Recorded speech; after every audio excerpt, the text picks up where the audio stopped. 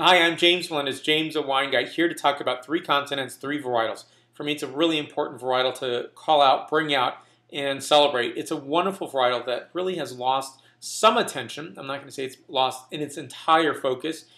For me, and when I say that, it's because I think there's some trending that's gone on, which has eclipsed or unfortunately downtrended in terms of sales for Syrah Shiraz, which is terribly unfortunate. Now, I've heard stories of people pulling out Shiraz Syrah and planting other varietals that are on the trend scale. As I was cautioned against trending when it comes to wine, that may not be the wisest choice because I think Syrah will come out in the end as one of these wine varietals that is really an essential part of the wine food canon.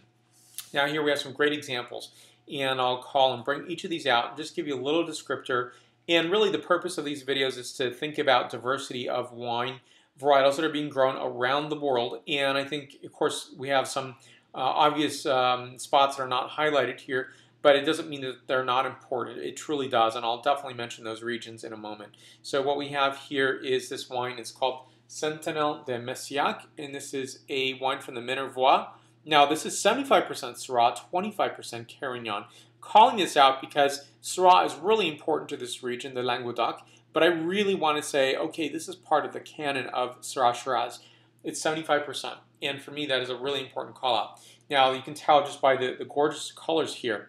You can definitely tell, well, at least I can from this angle. It's hard to tell based on lighting. But the other wine, this is from South Africa. This is Eventide, and this is from Wellington, 2005 vintage. And common denominator here is 100% Syrah here. And then we have Midnight Oil. This is Santa Lucia Highlands, a 2007 vintage, and from North America.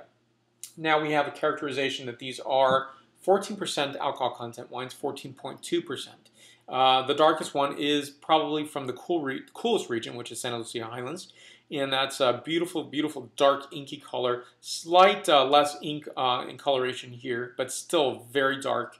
Absolutely beautiful wines, and for me, it's just some beautiful notes here. On this wine from the Minervois, just getting beautiful notes of wild blackberry, black cherry. And then on the Eventide, which I really do enjoy, are these gorgeous, beautiful, fresh notes of acai and blueberry. And really getting a great parting of eucalyptus, which is at gorgeous quality that is both on the scent and the flavor characteristics and profile of this wine. And Midnight Oil here is what I've termed as warm blueberry pie. I think that's a great descriptor. Black plum, evocative, gorgeous coloration here. These are great food wines. And when you may be having maybe it's a meal with lamb, maybe it's with steak, beef, maybe it is with fish even would go well with this. Not just salmon, because salmon is often pointed out in such a manner. Maybe there is a different preparation that would really pair this well and not obscure either the fish or the wine itself. And that would be maybe a Cajun experience as well. I think Shiraz is fantastic. Shiraz Syrah, something that is, will not be overlooked in the future. I think there will be an uptick and an uptake because it's important. It's important in terms of these really well-crafted, artistically produced wines give that characterization back in terms of what this wine is all about. It's a beautiful, gorgeous way of thinking about Syrah Shiraz. Now, I didn't have room for Chile. I didn't have room for New Zealand, and obviously Shiraz, the mothership, in terms of at least New World. I mean, that is really, I would say, the national grape of Australia. That is just something that, in fact, I went to three wine merchants in San Francisco, and I just casually asked, show me your Australian Shiraz. And guess what? There were none. Absolutely none. Couldn't believe it. And, that's reflecting in terms of what you see in the Australian decline in terms of exports. That is unfortunate.